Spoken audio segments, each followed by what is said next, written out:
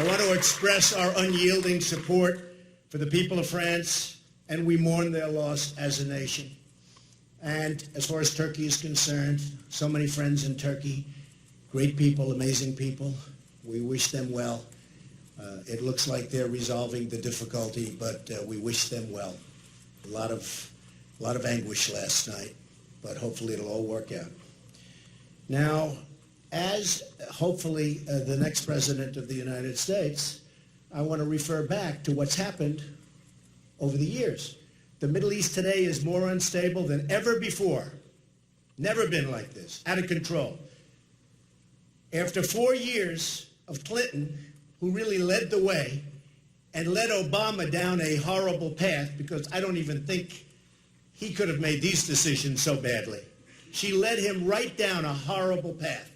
He didn't know what he was doing.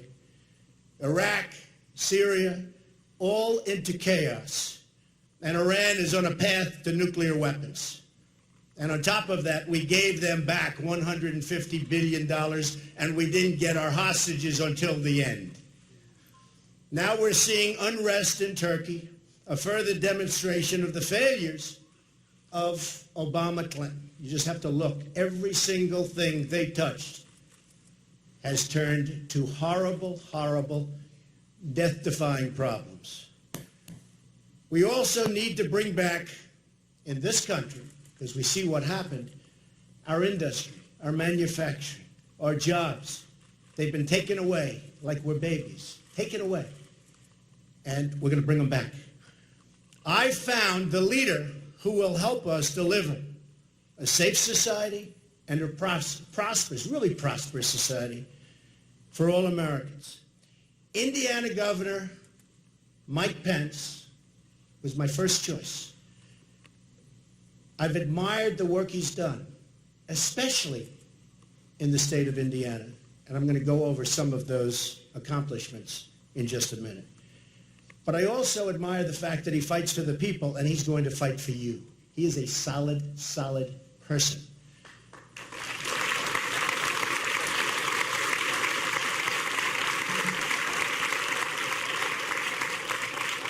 Governor Pence served Indiana with distinction in Congress. He rose to leadership and served as the chairman of the entire House Republican Conference. Number one. He's really got the skills of a highly talented executive, leading the state of Indiana to jobs, growth, and opportunity, in spite of the relentless obstacles put in his way and every state's way by the Obama administration. It's horrible out there. High taxes and regulations, and it's out of control. Mike Pence is a man of honor, character, and honesty. We know that. Hillary Clinton is the embodiment of corruption. She's a corrupt person. What she's done with her emails, what she's done with so many things, and I see the ads up all the time, the ads. She's totally bought and paid for by Wall Street, the special interests, the lobbyists, 100%. She's crooked Hillary.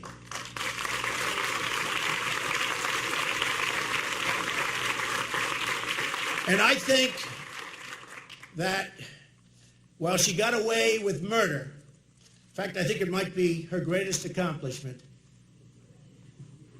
escaping the recent scandal and her lies and the loss of 33,000 emails. But it wasn't a loss. She discarded. That in itself is a major crime. Other people have been paying tremendous prices for what they've done, which is peanuts compared to what happened with Hillary Clinton. 33,000 emails are missing, and that's okay. Didn't give them to the FBI. Didn't give them to the Attorney General, and that's okay. Wipes her server clean. That's okay. These are crimes. These are crimes. And how she got away with it, I think I understand it, but I think a lot of people don't. But I do believe, while she didn't pay the price she should have paid, she's going to pay that price when November 8th rolls around. She's going to pay it at the polls. I believe that. On top of everything else, Hillary made $21.6 million giving speeches to special interests in a short period of time. She's totally owned by Wall Street. We believe in Americanism. She believes in globalism. And it's not that she believes in it. The people that give her all of this money believe in it. And she'll believe in whatever they want her to believe. Believe me, that's it. What a difference between crooked Hillary Clinton and Mike Pence. Mike Pence will never be afraid to speak the name of our enemy.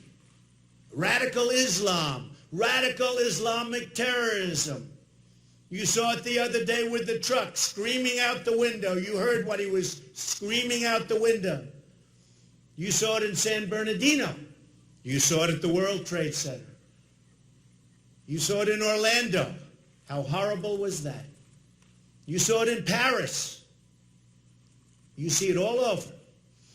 And Hillary is a weak person. We are the law and order candidates. And with the law and order party, we're going to change things around. There's going to be respect again for law and order.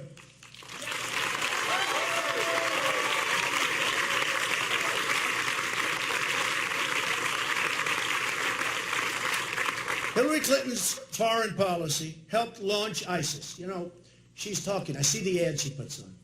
If I make one statement, which is fine, she'll take that statement and put on a totally dishonest ad, because she's got a lot of money. Because it's given to her by the lobbyists and by the special interests. She's got a lot of money. But I see the ads on foreign policy. She's talking about Donald Trump doesn't have foreign policy experience. Of course not. I've been a very, very, very successful business person. I mean, but if you look at my calls, I said, don't go into Iraq. Nobody cared because I was a business person. I was a civilian. Take the oil. Many, many calls I've made. You take a look. I said that in Scotland and in the UK, that was going to happen. I was the one that predicted it. And everybody said, he's wrong, he's wrong. President Obama said if it happens, they're going to get to the back of the line, which probably is one of the reasons they lost. Of course, I consider it a win. I think it was a win for them, actually, because they don't want to be told what to do. And they don't want to be told that when people pour into the country, they have to take them even if they're not qualified, even if they don't have paperwork, even if they have no idea where they come from. And I said that Brexit's going to happen. I said that they are going to break away. And everybody laughed at me. And the odds were 20%. And then when it happened, she took an ad saying, oh, Donald Trump said this or that. But I'm the one that said it was going to happen. And some of the more fair reporters, about 30% of them, said he was right. I appreciate that. 70% didn't, so that's okay. So Mike Pence will never be afraid to speak the name of our enemy. So important. Now, I think if you look at one of the big reasons that I chose Mike, and one of the reasons is party unity, I have to be honest. So many people have said party unity because I'm an outsider. I want to be an outsider. I think it's one of the reasons I won in landslides. I won in landslides. This wasn't close. This wasn't close.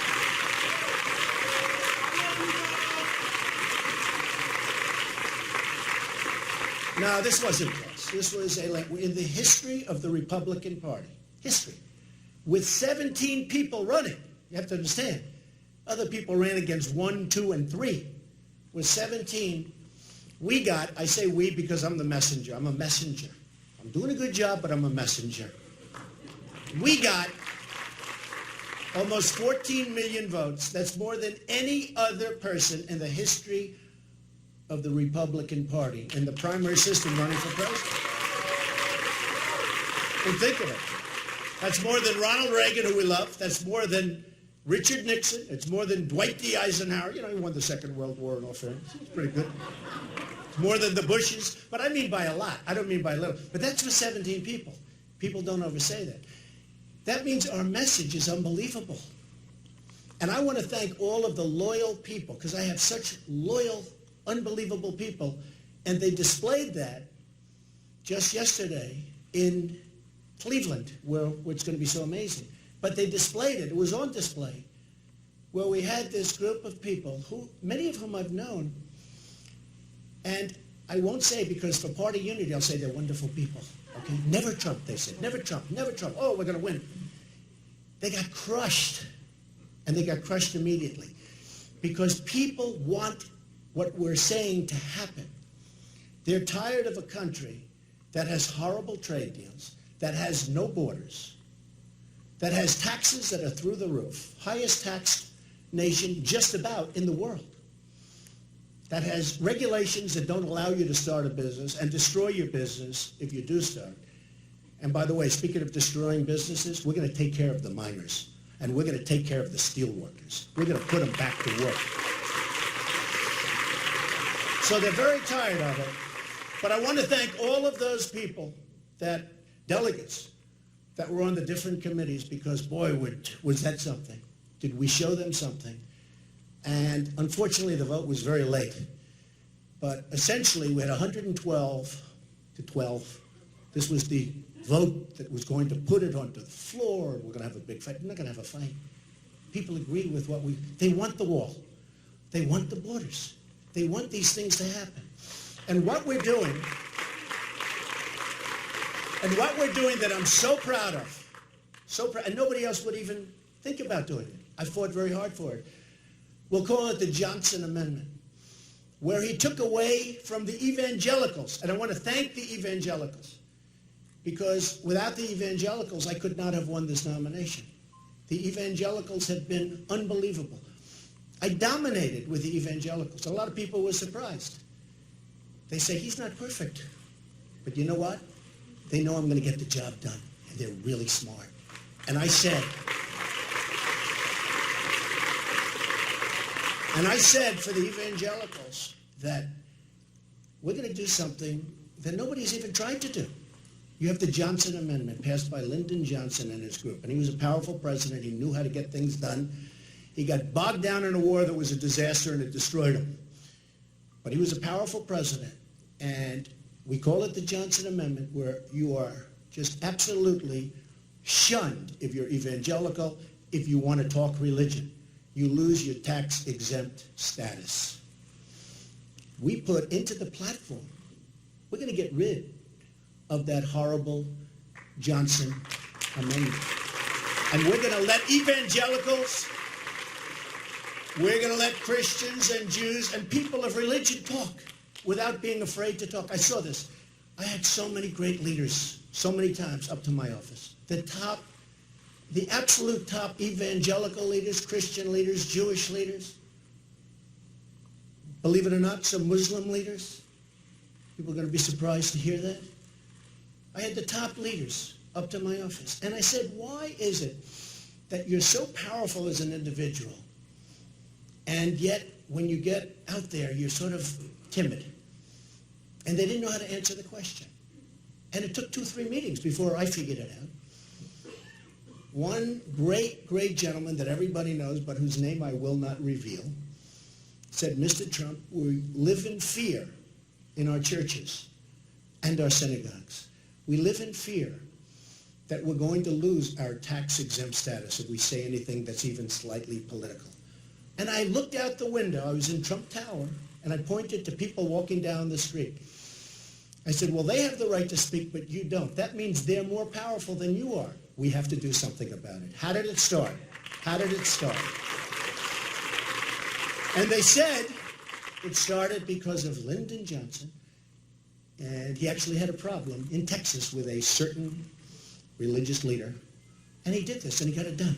And we're going to undo it so that religious leaders in this country and those unbelievable people, and not because they backed me in such large numbers, but so that religion can again have a voice, because religion's voice has been taken away, and we're going to change that. Okay? All right. Back to Mike Pence. So One of the primary reasons I chose Mike was I looked at Indiana, and I won Indiana big. Remember, Indiana was going to be the firewall. That's where Trump was going down. They agreed I'd win New York, I'd win Pennsylvania, I'd win all these places. But Indiana was going to be the firewall. So I got to study Indiana. And I got to study New York and a lot of other places, and I saw how NAFTA, signed by Bill Clinton, has drained our manufacturing jobs. Just drained us like we've never been drained before. NAFTA, again, signed by Bill Clinton. NAFTA is the worst economic deal in the history of our country. Manufacturing down in some states 55, 60%. It's a horror show, moving to Mexico, moving to other places. I have a friend who's a great builder. What he builds is plants. That's all he does is build plants. He doesn't build buildings. He builds plants. It's the biggest in the world, from what I hear. I said, how's business? I was with him the other day. How's business? He goes, unbelievable. I said, really? Wow, I'm surprised. Why is it unbelievable? Because I think of him as building in this country. He said, Donald, what we're doing in Mexico, you won't believe. I said, what do you mean?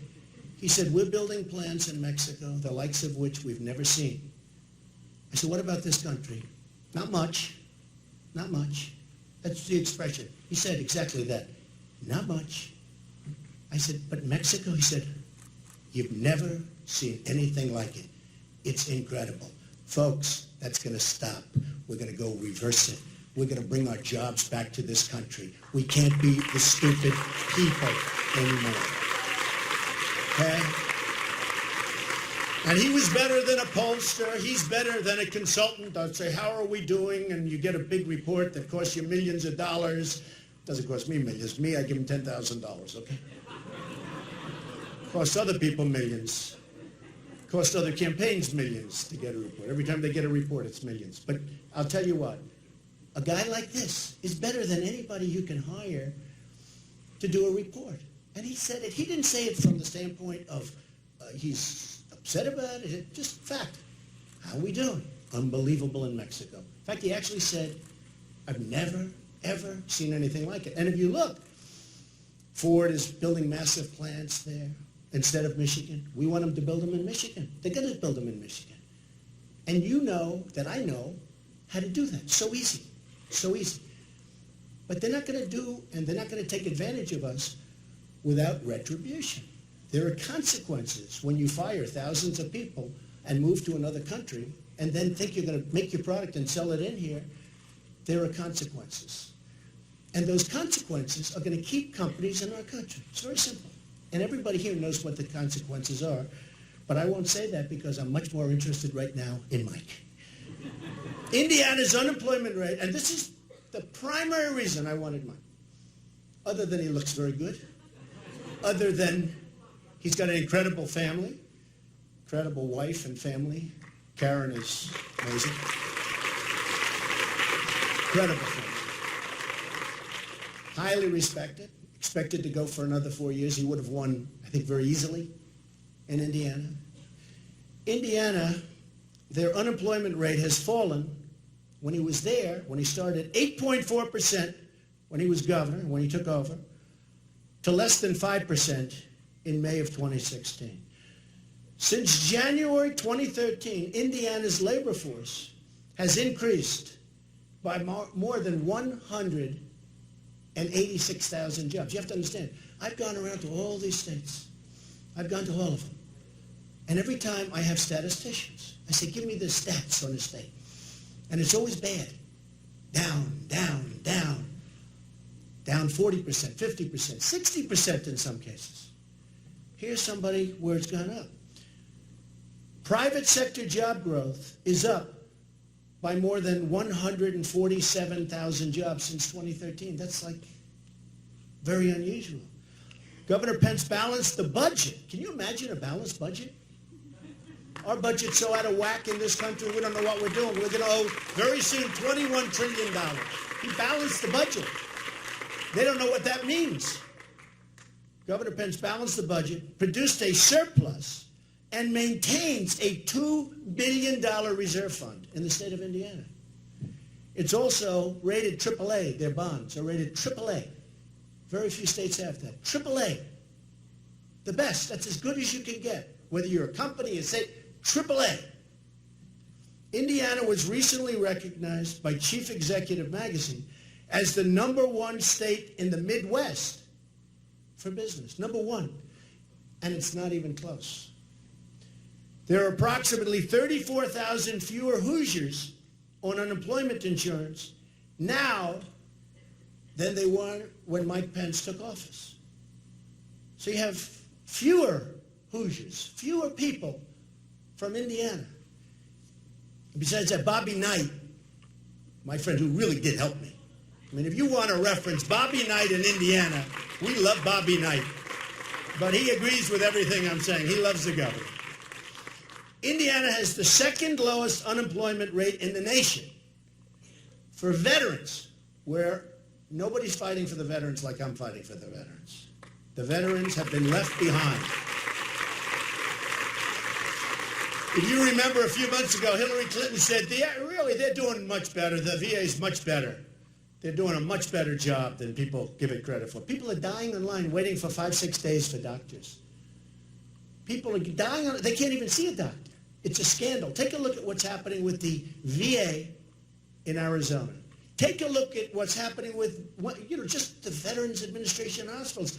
It's a scandal. It's corrupt. It's incompetent. It's a scandal. And Hillary Clinton thought it was just fine. And boy, am I going to win big with the veterans. I mean, we know that for a fact.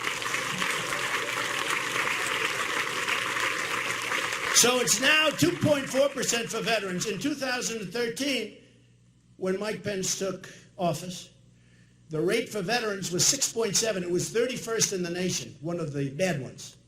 And now it's almost the best. Got them jobs. Got them jobs.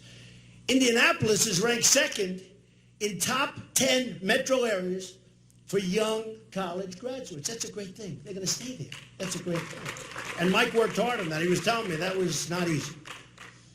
Under Governor Pence's leadership, Indiana enacted the largest K-12 education funding increase in the state's history. So you're balancing budgets, and yet you're giving more money to education. Isn't that a great thing?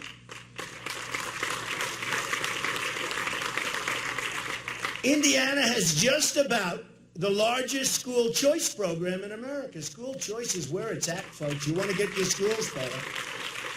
You've got to get rid of Common Core fast. Governor Pence enacted the largest income tax cut in the state's history. Think of that. We're cutting taxes and balancing budgets. And along with corporate tax reform, just about #1 in the country. CNBC ranked Indiana first in the nation for its infrastructure. So with all of these cuts and all of these balancing budgets, we're spending more money on education, and the infrastructure is kept up. That had so much, look, as a builder, nobody in the history of this country has ever known so much about infrastructure as Donald Trump. I build infrastructure. Do I know how to build a wall? Do I know how to build infrastructure? You know, it's very interesting. We're building, I won which is pretty amazing in the Obama administration, but I won the right to have the old post office building on Pennsylvania Avenue, right near the White House. And it's amazing, probably the best location, one of the most sought after projects in the history of the GSA, General Services. And I really like what's happened. We're going to have an opening very soon. Ivanka and Eric and Don did a fantastic job on it. But I thought the other day, I was going over the numbers, we're under budget and about a year, actually more than a year. But we're a year ahead of schedule, and we're under budget substantially. And the quality of the work is even better than we originally were going to do. And when I explained to a government representative that we're under budget and ahead of schedule, they almost fell off because they'd never heard those words before. They'd never. So when I see what happened to Indiana, which was having tremendous problems, when I see what happened to Indiana under Mike's work, also his predecessor did a great job, by the way, great job, who's now at Duke. who's now at Purdue. When I see what happened with respect to the numbers, the state, and everything else, that to me was probably the single most important point, because it's something that hasn't happened, almost has not happened in this whole country. The turnaround and the strength of Indiana has been incredible. And I learned that when I campaigned there. And I learned that when I won that state in a landslide. And I learned that when Governor Pence, under tremendous pressure from establishment people, endorsed somebody else, but it was more of an endorsement for me, if you remember. He talked about Trump, then he talked about Ted, who's a good guy, by the way, who's going to be speaking at the convention. Ted Cruz, good guy. But he talked about Trump, Ted, then he went back to Trump. I said, who did he endorse? So even though he was under pressure, because I'm so, outside of the establishment, it was the single greatest non-endorsement I've ever had in my life, okay? I will tell you. So, with that, I would like to introduce a man who I truly believe will be outstanding in every way and will be the next Vice President of the United States, Governor Mike Pence. Thank you. Thank you, everybody. Thank you.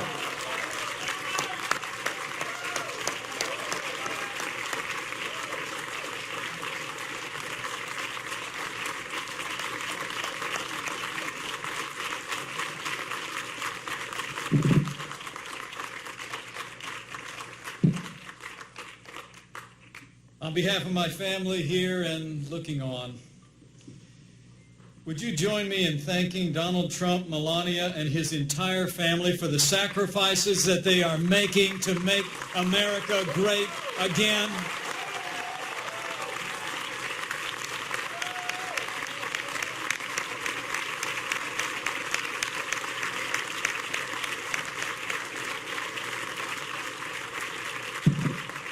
And I thank Donald Trump for the confidence you've placed in us. And I accept your invitation to run and serve as Vice President of the United States of America.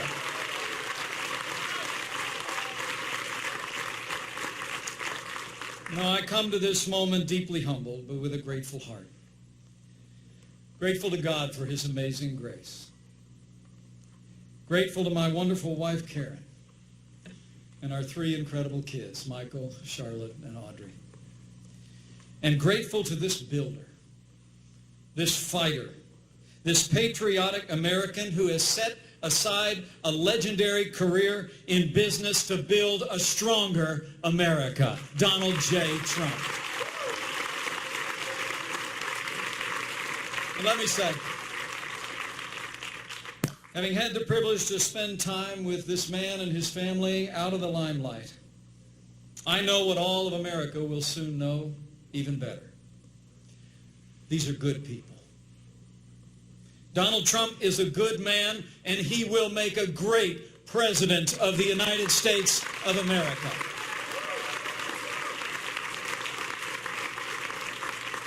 Donald Trump understands the frustrations and the hopes of the American people like no leader since Ronald Reagan. The American people are tired. We're tired of being told. We're tired of being told that this is as good as it gets. We're tired of having politicians in both parties in Washington, D.C. tell us we'll get to those problems tomorrow. And as Ronald Reagan said, we're tired of being told that a little intellectual elite in a far distant capital can plan our lives better for us than we can plan them for ourselves. Donald Trump gets it, and he understands the American people.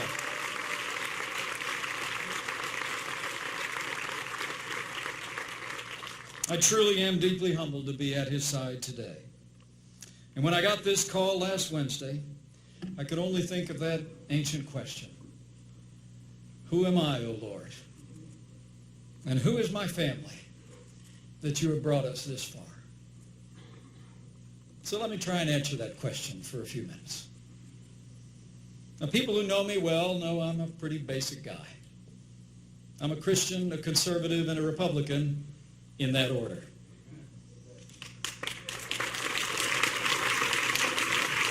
And while I currently have the privilege of serving the state that I love, I'm really just a small town boy. Grew up in southern Indiana with a big family and a cornfield in the backyard. Like Donald Trump, my grandfather immigrated to this country. And in many ways, I grew up with a front row seat to the American dream. I watched my mom and dad build everything that matters: a family, a business, and a good name.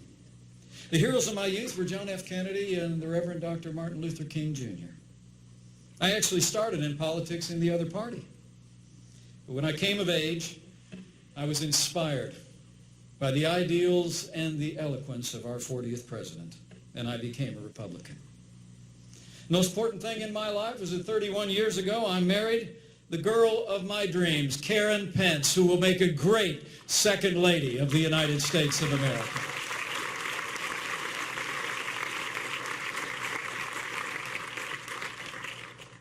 And while this office is an extraordinary office to which to aspire, the highest role I will ever play is DAD. And I'm a proud father of a college student, a graduate turned writer, and a United States Marine.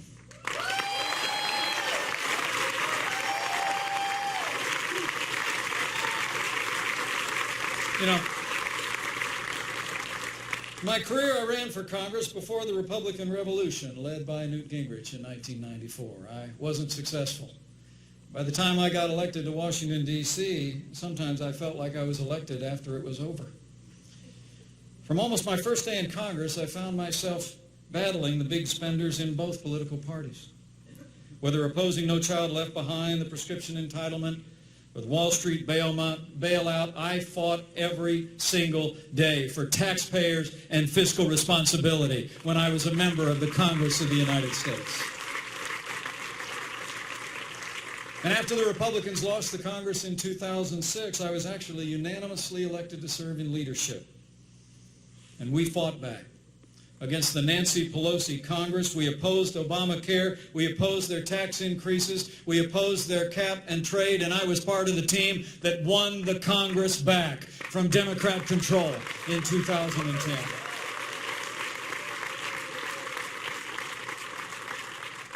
And all that happened before I went back home again to Indiana. But I want to say I answered this call for two reasons.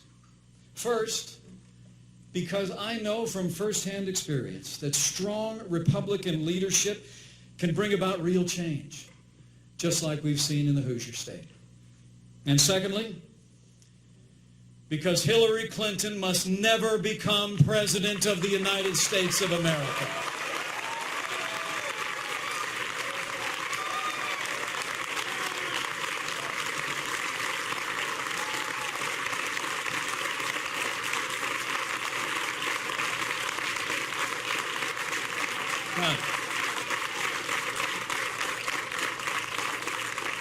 On the first point, I know what I'm talking about. You know, in Indiana, we prove every day you can build a growing economy on balanced budgets, low taxes, even while making record investments in education, roads, and health care. We like to say Indiana's a state that works, and it does. Indiana works because Republican principles work every time you put them into practice. Today we have a $2 billion surplus and the highest credit rating in the nation. And since I became governor, Hoosier businesses, large and small, have created nearly 150,000 net new jobs. And we have more Hoosiers going to work than ever before in the 200-year history of the great state of Indiana. That's what Republican leadership gets you. And let me say from my heart, that's what the no-nonsense leadership of Donald J. Trump will bring to Washington, D.C. But elections are about choices. Elections are about choices. And I also joined this ticket because the choice could not be more clear. The stakes could not be higher. Americans can choose a leader who will fight to make America safe and prosperous again and bring real change, or we can elect someone who literally personifies the failed establishment in Washington, D.C. 7.5 years of Barack Obama and Hillary Clinton's policies have weakened America's place in the world and stifled our nation's economy. Terrorist attacks at home and abroad, grim and heartbreaking scenes from France just a few short days ago, the attempted coup in Turkey all attest to a world spinning apart. History teaches us that weakness arouses evil. Hillary Clinton and Barack Obama's foreign policy of leading from behind, moving red lines, feigning resets with a resurgent Russia and the rise of ISIS is a testament to this truth of history, and we must bring a change to America's stand in the world.